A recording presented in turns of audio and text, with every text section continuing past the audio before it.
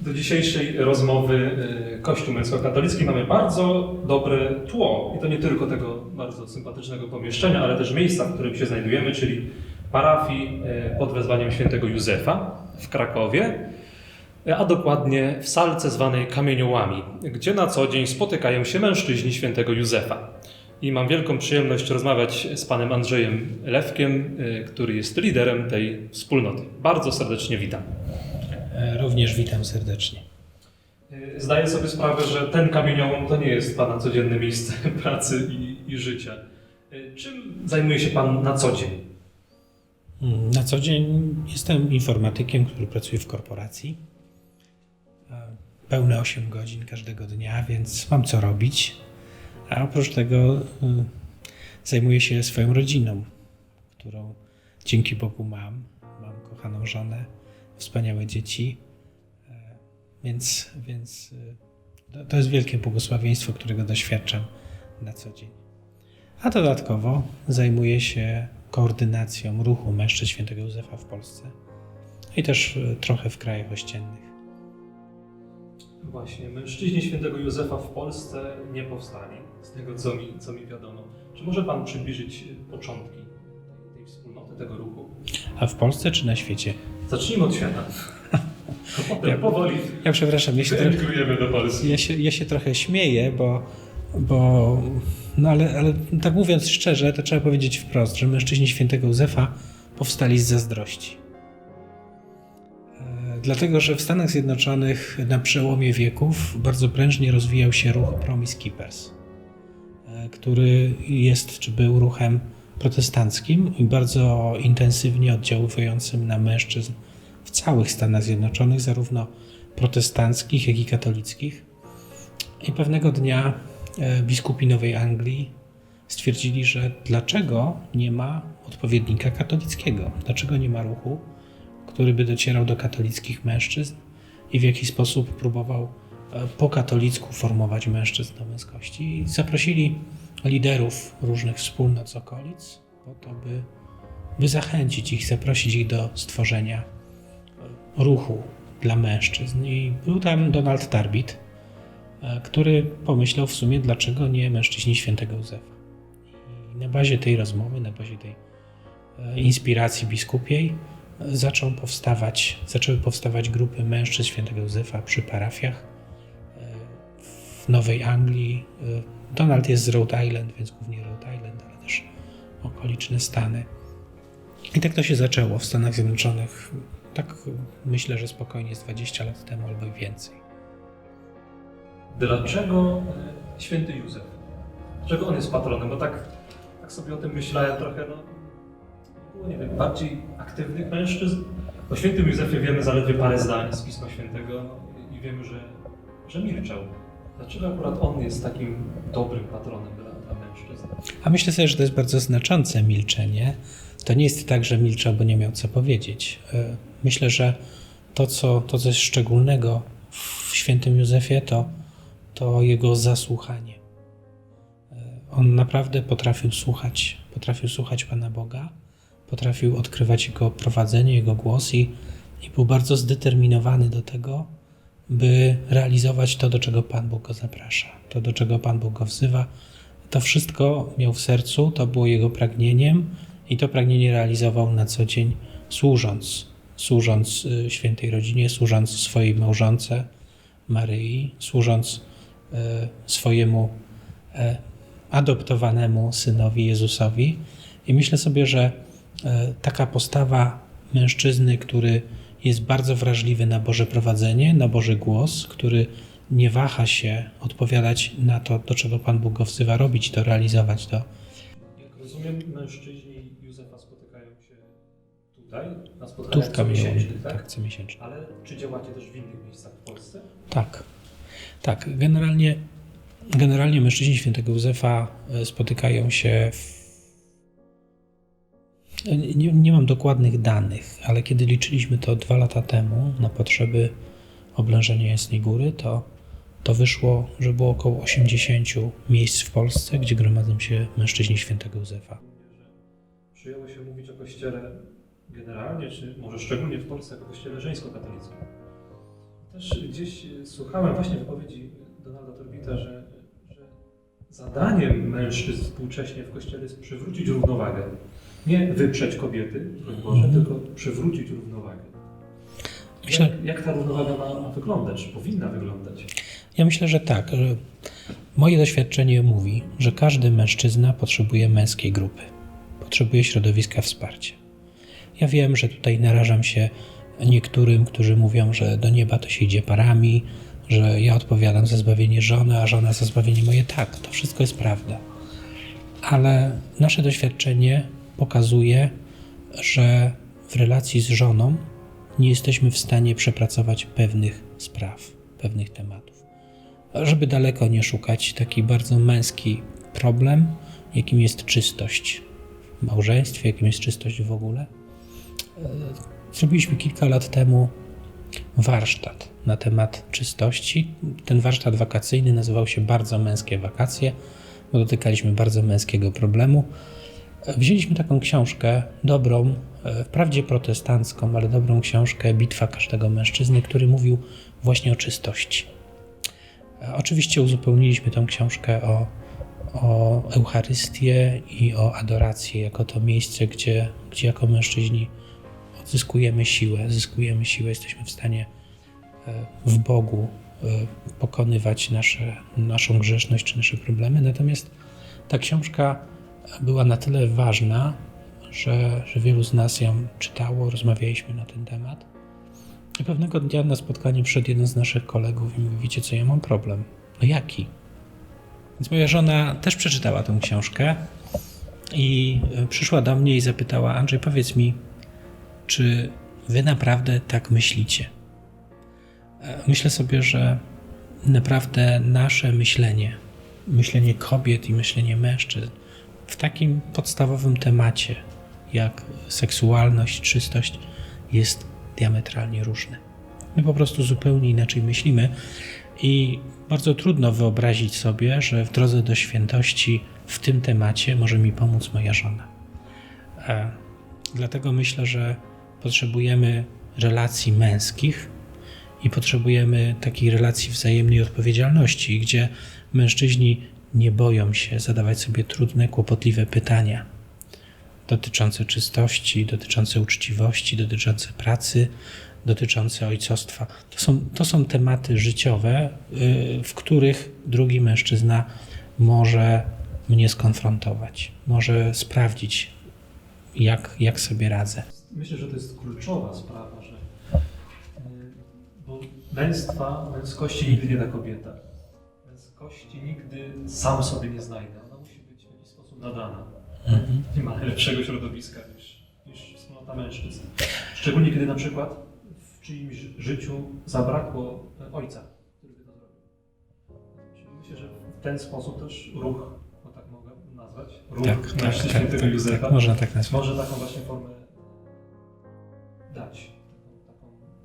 Takie miejsce właśnie tego przyjęcia męskości. A myślę, że brakuje nam takiego punktu, w którym moglibyśmy powiedzieć, że jesteśmy inicjowani jako mężczyźni, gdzie jesteśmy uwalniani do odpowiedzialności. Ja nie chcę narzekać, ale patrząc na dzisiejszy świat, bardzo długo młodzi mężczyźni rosną w takim miejscu, że nie są za nic odpowiedzialni, a mogą wszystko. Kiedy popatrzymy na Izrael, tam mężczyzna był odpowiedzialny za siebie wobec prawa od 12 roku życia. I działo się to od takiego obrzędu inicjacji, którym była bar micwa. My nie mamy tego. Może czymś takim powinno być bierzmowanie. Może powinno być, ale na pewno nie jest. Bo bierzmowanie zamiast braniem odpowiedzialności za siebie jest bardziej zwalnianiem się z odpowiedzialności za wiarę. I myślę sobie, że mamy tutaj zadanie domowe do odrobienia jako mężczyźni, ale też jako Kościół, żeby bierzmowanie naprawdę uwalniało nas do odpowiedzialności. Nie wiem jak. Mimo wszystko trzeba jakoś próbować, coś szukać. Podejmować jakieś działania. Próbujemy. Jak wygląda właśnie wasze działanie jako mężczyzn świętego Józefa? Wasza codzienna praca czy całoroczna praca? Mówiłem już o otwartych spotkaniach, które tutaj się toczą nieprzerwanie od kilkunastu lat. Natomiast podstawą i fundamentem mężczyzn świętego Józefa jest program 72 godzin do zmartwychwstałego życia. Można by się zastanawiać, czy 72 godziny to dużo, czy mało. To jest 3 dni, 3 doby, 3 razy 24, bardzo prosty rachunek. 72 godziny. Przeciętny mężczyzna na zachodzie w ciągu roku poświęca przed telewizorem 720. A to jest tylko zachód, bo kilka lat temu Krajowa Rada Radiofonii i Telewizji opublikowała statystykę polską, z której wynika, że przeciętny Polak przed telewizorem spędza 1500 godzin rocznie. Kiedy patrzymy na 72 godziny, to jest tylko 5% tego czasu, który marnujemy przed telewizorem. Czy to jest dużo? A mimo to mówimy, że nie mam czasu. Nie stać mnie na to. Myślę sobie, że czas to priorytet. Jeżeli pewnych rzeczy nie ustawimy wysoko w naszych priorytetach, to na pewno je zgubimy. 72 godziny to jest taki czas, który Jezus potrzebował, by przejść przez Paschę do zmartwychwstałego życia. I mamy takie przekonanie, że jeżeli będziemy wierni, oddając Panu Bogu 72 godziny w roku jako mężczyźni, to Pan Bóg zwróci nam to w zmartwychwstałym życiu w Nim. Więc mam takie przekonanie, że ten plan minimum jest planem wystarczającym do tego, by doświadczyć zmartwychwstania w Jezusie. I na czym polega ten program? Więc w programie po pierwsze zachęcamy do tego, by pilnować priorytetów. Mówiłem już o priorytetach, czyli żeby to, co było pierwsze, to, co jest mniej ważne, by zawsze było mniej ważne, żebyśmy na przykład się nie zgubili, nie powiedzieli, no praca jest najważniejsza, wszyscy inni muszą poczekać. Tak? Nie. Praca nie jest najważniejsza, chociaż jest ważna. Więc po pierwsze pilnujemy priorytetów. Po drugie zapraszamy mężczyzn do comiesięcznego spotkania w małej grupie. 2 godziny w miesiącu. Można ten czas znaleźć, można go poświęcić. To daje nam 24 godziny rocznie. Ok. Raz w roku zapraszamy mężczyzn na jednodniową konferencję. To jest takie 6 godzin spędzone razem. Takim dobrym przykładem jest męskie oblężenie Jasnej Góry, które odbywa się co roku już na Jasnej Górze i trwa właśnie tak około 6 godzin. I raz w roku zapraszamy mężczyzn do przeżycia weekendowych rekolekcji. To jest 42 godziny, z czego przeciętnie 16 i tak przysypia. Więc to nie jest duże wymaganie. To nie jest duże wymaganie. Myślę, że każdego z nas stać na to. Ale my wmawiamy sobie, że nie mamy na to czasu. Więc program 72 godzin jest takim fundamentem. W związku z tym te grupy, które powstają w różnych miejscach, one przede wszystkim dbają o comiesięczne spotkanie dzielenia.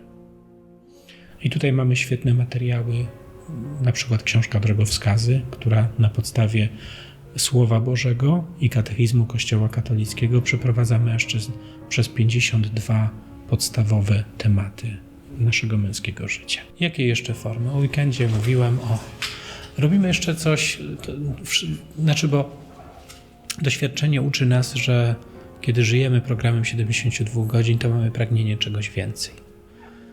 Więc tworzymy przestrzeń, w której można to coś więcej znaleźć. Na przykład ja bardzo lubię aktywne męskie grupy. Robimy to w ten sposób, że w jakiś dzień, najczęściej sobotę, wcześnie rano, zbieramy się po to, by razem zrobić coś głupiego. By razem coś przeżyć, razem czegoś doświadczyć. Ostatnio byliśmy w jaskini. To nowe doświadczenie, kiedy w jaskini idzie się z dezynfekatorem, tak, żeby przypadkiem jakichś wirusów gdzieś nie złapać albo nie posiać. Ale da się, więc przeszliśmy razem jaskinię. Chodzimy razem na ryby, chodzimy postrzelać z łuku, chodzimy powspinać się. Co jeszcze? Bardzo lubimy chodzić po górach. Chodzimy na narty. Chodzimy też po to, by razem przeżyć jucznię kamedułów. To jest niesamowite doświadczenie, kiedy w adwentowe poranki idziemy o 5 rano spotkać się z ojcami kamedułami na wspólnej modlitwie liturgicznej. Więc tych form jest bardzo dużo. Właściwie jedyne, co nas ogranicza, to nasza wyobraźnia. To nasze jakieś pasje, hobby, zainteresowania. To wszystko można przekuć na przestrzeń męskiego spotkania, która bardzo otwiera nas na rozmowy o Panu Bogu, o wierze i o naszych męskich odpowiedzialnościach. A jeśli ktoś chce realizować to swoje powołanie do bycia prawdziwym mężczyzną, ojcem w ruchu mężczyzn świętego Józefa, jak może to zrobić? No najprościej jest zapisać się do grupy mężczyzn świętego Józefa, która istnieje przy jego parafii. Ale nie przy wszystkich parafiach są takie grupy. Gdzie można znaleźć informacje na ten temat? Jest strona mężczyźni.net. Tam jest informacja, jest taka mapka różnych męskich właśnie grup, głównie mężczyzn świętego Józefa, ale nie tylko. Więc myślę sobie, że można znaleźć taką grupę w swojej parafii albo w swoim otoczeniu, a jeżeli nie ma, to zapraszamy do tego, by ją założyć.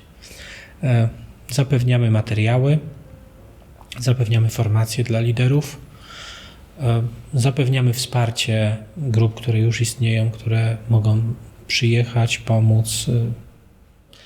pomóc uruchomić coś, pomóc też w jakiś sposób prowadzić tę grupę, przynajmniej przez jakiś... I właściwie zachęcam do tego, by pytać Pana Boga, bo jeżeli powołuje nas do tego, byśmy powołali taką grupę, stworzyli taką grupę, zainicjowali ją, to na pewno poprowadzi nas do ludzi, którzy nam pomogą. Także my ze swojej strony deklarujemy gotowość we wsparciu, w poprowadzeniu, w zainicjowaniu takiej grupy, w formacji liderów. Także zapraszamy i zachęcamy. Panie Andrzeju, bardzo serdecznie dziękuję za tę naszą rozmowę.